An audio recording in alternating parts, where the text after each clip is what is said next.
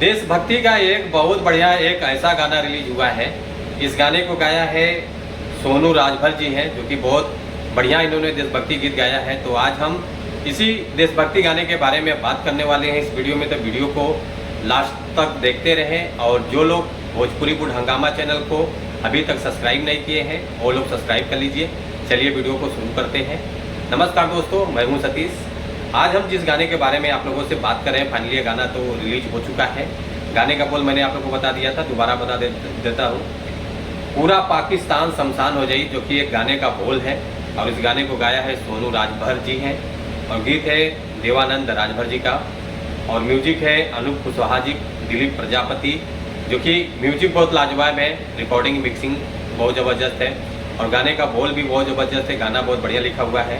तो बात कर लेते हैं रिस्पॉन्स के बारे में, जो कि 6 घंटे में जो गाने का रिस्पॉन्स मिला है 2220 आया है, लाइक आया है 260 और कमेंट आया है 50। ये गाना आप लोगों को देखने को सुनने को मिलेगा SR म्यूजिक चैनल से। तो आप लोग जाइए, देखिए, सपोर्ट कीजिए, गाने को लोगों तक पहुंचाइए।